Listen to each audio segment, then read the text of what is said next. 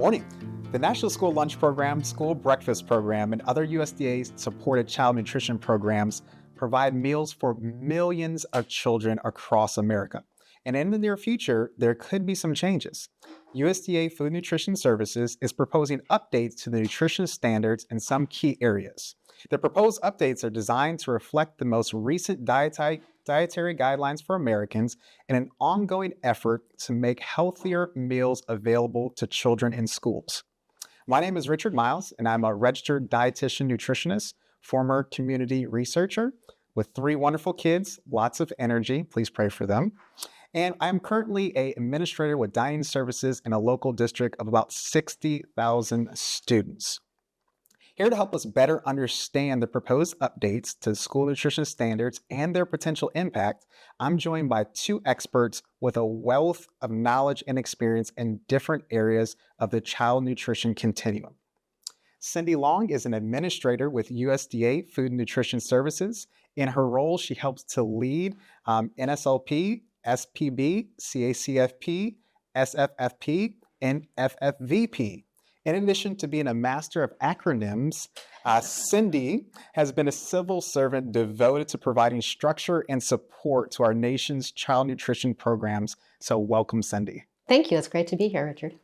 We also have with us Lincoln Yee. He's a co-founder and president of International Food Solutions here in Oviedo, Florida, which specializes in Asian and Latin cuisine foods for K-12 food service operations around the country. He's dedicated to understanding the challenges of operators, how they face the difficulties of providing tasty meals that are nutritious and can be prepared easily. The trifecta, we'll call it. He works diligently to help lead the way in creating solutions. Welcome, Lincoln. Thank you, Richard. Appreciate that. Well, I know that some watching may not be very familiar with some of the proposed updates. So Cindy, could you share with us a little bit about some of the proposed updates to nutrition standards, as well as how they're helping to benefit the nutrition for children in our communities? Yeah, absolutely. I'm going to start with the second part of that question. You know, school meals are such an important source of nutrition for kids. About 30 million kids on an average day get a school lunch, and many of them also receive school breakfast or an after school snack or supper. So it is so important that these meals be, as you said, nutritious and delicious, because we really need to put kids on a path towards healthy habits and a wonderful and healthy and nurturing relationship with food from an early age. And that's really the goal of the school meals program. So what we're trying to do with these updated guidelines for school meals is to really continue on the path that school meals have been on for well over a decade. They have been getting more nutritious, more kids have been having access to them. There's more variety of foods, whether it's more, fresh produce, whether it's more, culturally diverse and appropriate foods. They've just been getting better and better, and these standards are really just meant to continue on that path. What we're specifically doing is really just targeting a couple of areas where we'd like to see improvement over the next few years. That includes things like getting the amount of sugar in school breakfasts down a little bit, making gradual reductions in the amount of sodium, which we know that all Americans need to do to have healthier diets. So that's really the focus of the new standards. And then preserving all of the great aspects currently that school meals have, like lots of fruits and vegetables on the plate, lots of whole grains, low-fat dairy, and all the things that already make school meals great. So really, this is a continuation of something that's already been working in place for years now. And I know I can see the difference in the meals that my children are receiving.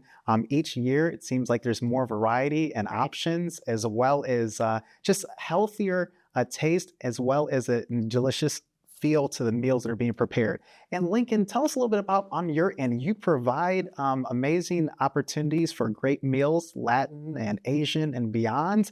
What does that look like today, and how does that help support what we do inside of our schools? Well, International Food Solutions was founded to create ethnic and culturally relevant meals for the school nutrition industry. And we tried to influence really the school nutrition industry by providing these ethnic types of food, that were relevant to kids and really what they wanted to see. And back in the day when we first started here in Florida, our first customer was here in Orange County, Florida. Wow. Yeah. It's right here where we are. This is where it all started. And there was this notion where from a local district here in Orange County and some a school nutrition person, his name was Kern Halls, and he kind of influenced us to create Asian Food Solutions. And it was really around, hey, my kids at the school district are asking for Asian food. And so that's how we first started, is that there was some demand. There was, hey, we need to mix it up. It's not just about hamburgers and chicken nuggets. And what did they want to see? So we went out with this notion of creating a food product first. So our first product, and we'll be able to try it later today, by the way, is tangerine chicken. It is our most popular product nationwide. We sell millions of pounds to over 20 million public school kids. And so we went out with this, how do we create a healthy version like a Panda Express chicken nugget or chicken, for example? Fantastic. So it sounds like you really heard from the community, you heard from guests, you heard from those who were helping to provide meals in schools, and you said, okay, I can do that. I can provide something that meets that need in a great way. Well, I think it was this. We started the company at the horizon of the Healthy Hunger Kids Free Act. Yeah, so when we started the company and there was nothing like that out there in the marketplace, and we went out and said, well, how do we make a healthy Asian food product for this industry? And so that's where it started. And then, so we created, tangerine chicken, gluten-free teriyaki chicken, and we had a kung pao chicken even. And today we have much, much more. But, back in that day, it was, 16 years ago now, there used to be people telling us from the school nutrition side of it, hey, my kids really don't eat ethnic foods, but it wasn't so. We saw a dramatic exponential rise in the demand for ethnic foods. And so that's how we really frame it up today, is that we have exponential growth only because our nation's kids want different types of food. Yeah, I know for sure that mine do, and many of our community want different types of food. So it sounds like you were a listener to what the community was looking for, found out to what you could produce. And it sounds like these updated guidelines from the dietary guidelines from Americans, they're based on research that we know is good for the body. So you have what the students want and what the students need kind of coming together. And I know sometimes it's difficult to make changes as well as understand how everyone can work together to do that. So USDA makes a special time for comments to come in to share a little bit about what others feel and know about how some of these updates might take effect in their communities. Can you share just a little bit about how you do the comment process and what kind of comments we receive? Yeah, absolutely. When we set out to update the standards, we knew that it was so important, not only that the standards support school meals that are very nutritious, but that they be something that can be achievable in the school environment, and that they can be durable. Folks will understand them and know what they are. And in order to achieve that goal at USDA, we really made a commitment with this update process to take in as much input as we possibly could from folks who are in the schools, from industry, from farmers, from parents, from PTAs, from teachers. We heard from lots of folks as we developed what's called the proposed rule, which was published about a year ago, and that says this is what we're planning to do. It doesn't go into effect yet. This is what we're planning to do, and then anyone who's interested can give us comments. Well, there was a lot of interest. Okay. We got 136,000 comments, which is great. And we have a very complex process that we assess the comments and we analyze them. And we really are taking them into account as we're getting ready to put out the final standards that will be the ones that take effect. We heard a couple of things, overwhelmingly. We heard that folks do need time to make changes, right? Whether it's manufacturers or food producers, they need time to understand what the new requirements are, maybe to do some formulating of their products, get them ready, go through the procurement cycle. So these changes will take place gradually over time. Nothing is going to change like next school year, for example. There is going to be time to make these updates.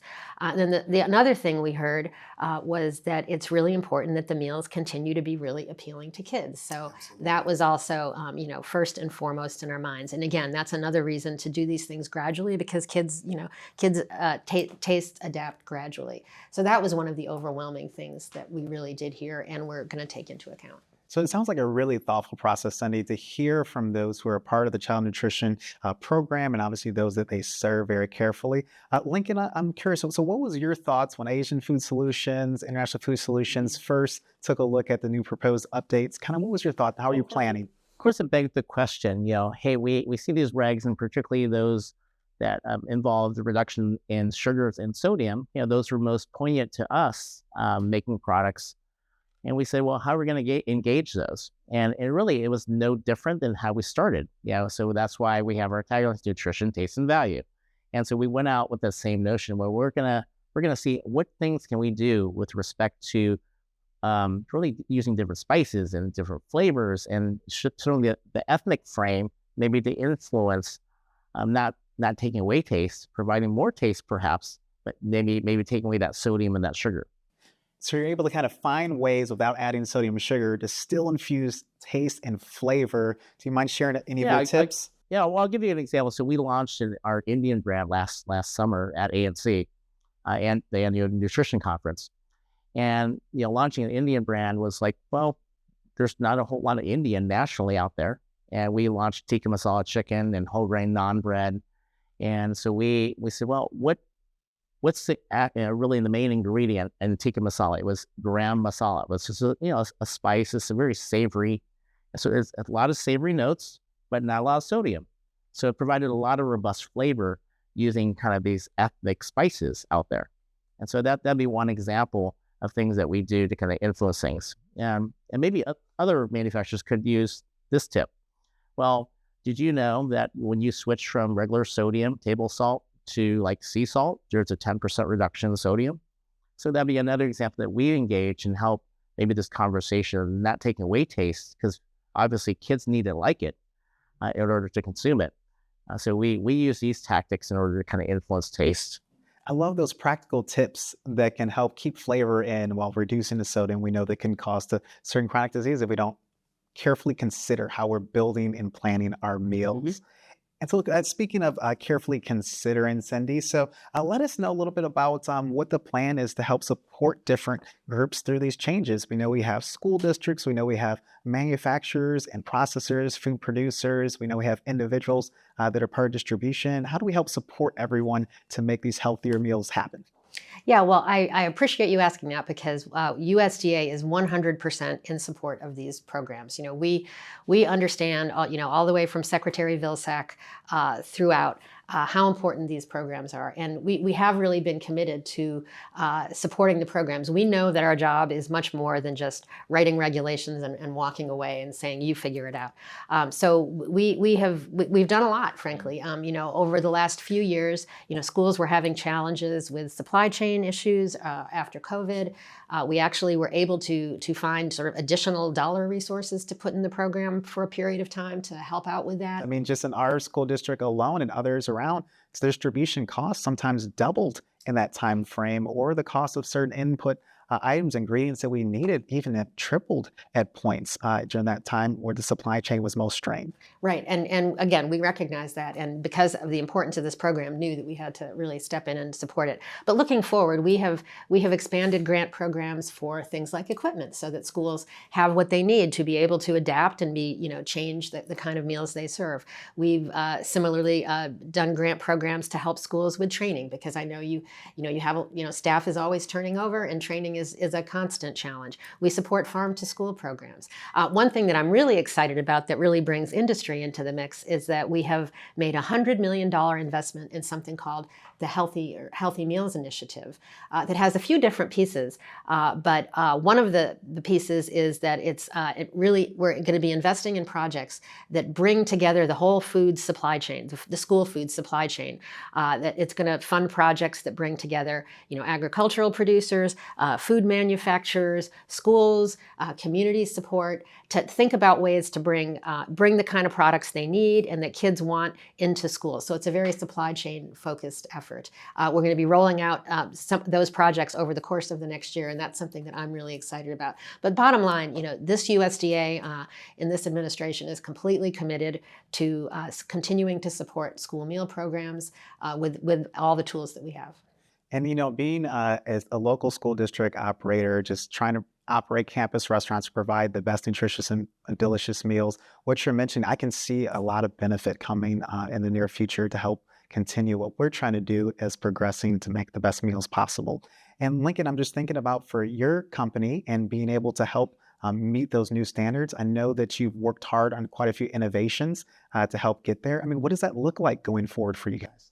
Well, maybe speaking about this notion of supply chain, so we're actually engaging a project ourselves called Project Renaissance. So we're building a $100 million facility to maybe address those same needs as it relates to supply chain. Because frankly, there's not enough supply, particularly in school nutrition, to make culturally relevant and maybe nutritious food products. Because and that's our main business today. And so we've embarked on a project to build a 110,000 square foot facility in Cleveland, Ohio. We are a recipient of the 10th largest grant that USDA granted for the meat expansion program that USDA recently granted us a little over a year ago now. So we're halfway deep into this project to build this facility that will employ more than 230 new jobs in Cleveland's poorest neighborhood. Wow, so it sounds like a public-private partnership, really like a collaboration of efforts in this particular area to help make that food supply chain expand to meet the growing number of American children inside of schools that need these meals, right? Yeah, precisely. So I think there's a little pragmatism between both this public-private partnership. It's not always about purely government and purely industry. There is a deep collaboration, and should always be a collaboration. I remember creating our own company. We had a discussion first, and how do you be really cog in the wheel, and how do you be a solution provider? So solutions in our name for a reason, because we wanted to provide solutions that made international foods part of the school nutrition industry. I often heard growing up that it takes a village to raise a child. What does it take to raise all the children in America? It sounds like some tremendous, large and focused partnerships that keep collaborating. So with that being said, just thinking about what's in front of us, what do you think success looks like, Sunday? Well, I really think that we are at a pivotal moment of opportunity for the school meals program, right? I mean, there's so much has already been achieved in terms of the quality of meals, and I'm confident that we're going to continue to do more. I really believe we're at a point where the country is coming to appreciate that school meals are an integral part of a quality education, right? They are just as important as good, accurate books and computers and all the other tools that we give our kids. Nutrition should be on the same par. It shouldn't be kind of a side business that the school's running over here.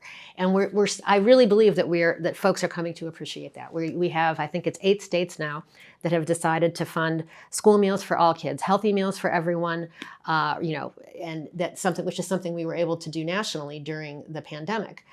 They saw how valuable it was, and they continued. USDA is making that model more accessible by making some changes to a program that's already available in some areas for schools to serve all meals free. And then beyond that, I have the wonderful opportunity in this job to travel around the country and visit with folks at schools in the industry that are part of this wonderful program. And there's just so much creativity and innovation happening.